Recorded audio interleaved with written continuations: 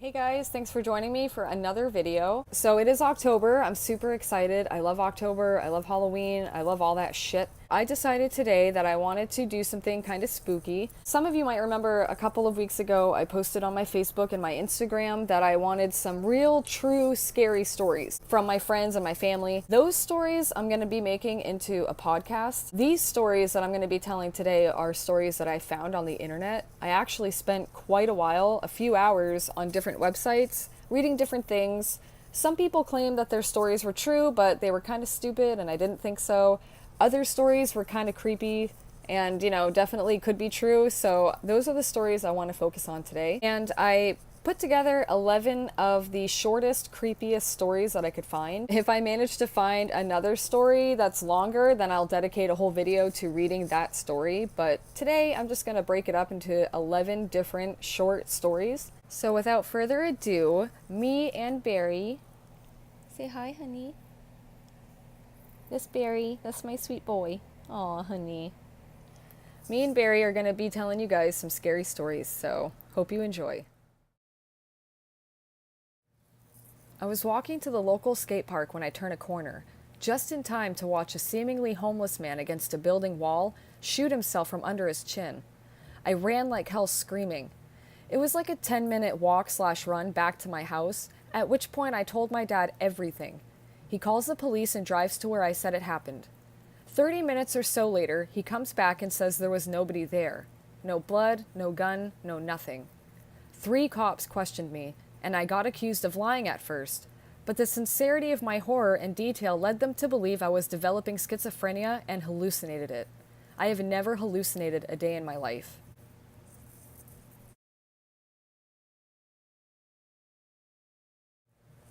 This one is from a teacher of mine.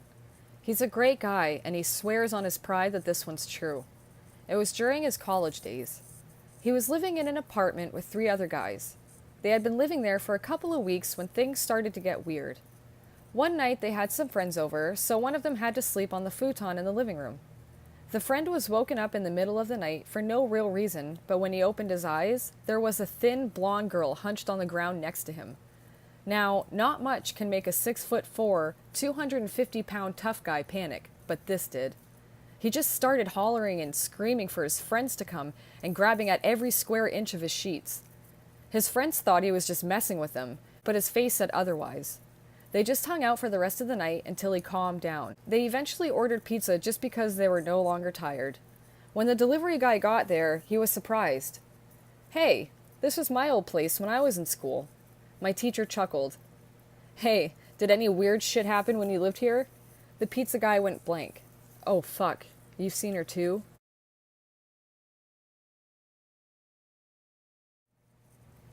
Living in the northern part of Mexico, the drug cartels war was very intense in the city where I lived a couple of years ago. I was waiting to cross the street when I saw a big truck dumping a plastic bag that happened to contain a fucking dismembered body. The worst part is that no one gave a shit. I just waited for the light to change and ran like hell.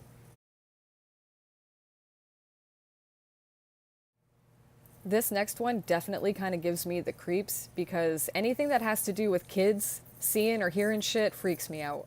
My old coworker had a son that was in his mid-30s, and he had a son named Hunter that was like 4 or 5. She said that Hunter would have bad dreams and that he would sleep with his dad when he got scared. One night, his dad woke up because he heard Hunter calling him, but he was calling him by his name, not Dad. So, when he went to his room, he was asleep. He woke him up and he said, "Hunter, you were calling me. Is everything okay?" And Hunter said, "Dad, when they call, you're not supposed to answer," and fell back asleep. He asked him about it in the morning, but he said he didn't remember saying it. I still get chills when I think about it. Kids are fucking creepy, man.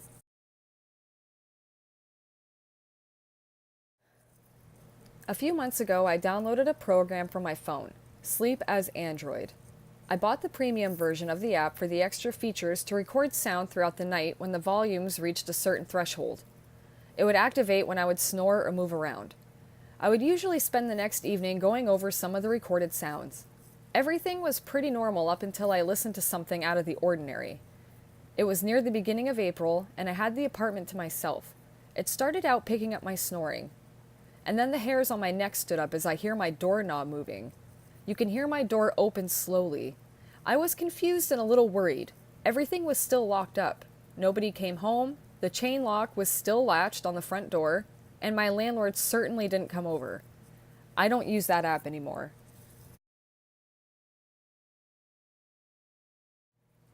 This happened to me when I was about 8, and it still scares me to this day. One evening, I went to let my dogs in from the back garden at around 9 p.m. It was pitch black, so I quickly opened the door and my dogs came bounding in.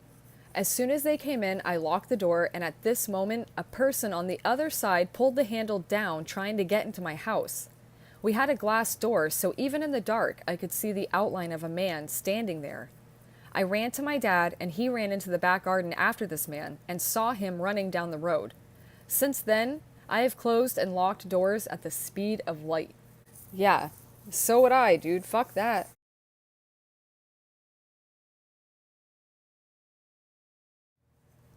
I woke up one night to some noise downstairs. The Xbox was on and the Kinect was moving up and down every so often, like it does when you set it up. Turned it off and went back to bed. The next morning, I booted up the Xbox and TV and started the Kinect Adventures. Several pics were taken last night of in-game action, but no one was in the pictures. Kinects are fucking weird like that. Definitely. For sure. Driving to pick up a friend who was at this cabin party about 40 miles west of where I lived. It was close to 2 a.m. So I'm driving down this back road to find this random cabin somewhere, and I come across this red 4-door sedan with all the doors wide open and 4 limp figures in the seats with their heads slumped over.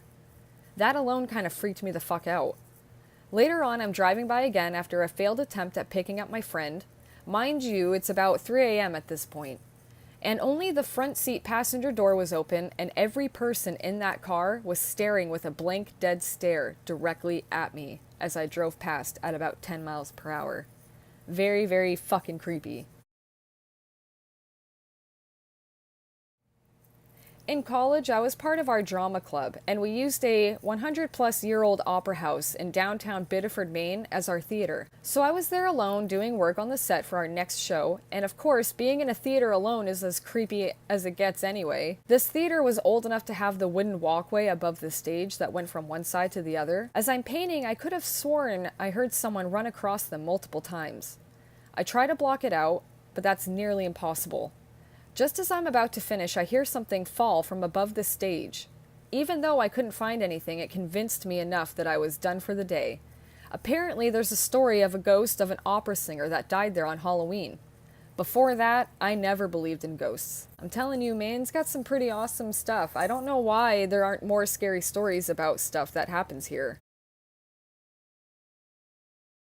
Sometimes I wake up in the middle of the night and my roommate is giggling and playing with my hair, and in the morning she doesn't remember. That's kind of fucking weird.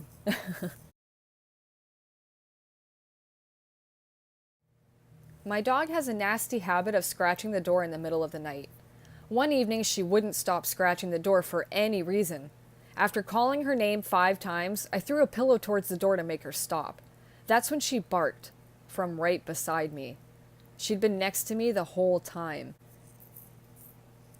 Okay guys, well that basically does it for my scary story video. I only gathered 11 today, but I do have more in store. I know that rhymes. I'm a poet and I didn't know it. So once again, thank you so much for watching. I feel like I'm getting a little better at doing this. I'm more comfortable. I think I have some pretty good stuff lined up. So I'm excited to make more videos, obviously, and I hope you guys will join me for those. All right, have a good one. See you later. Bye.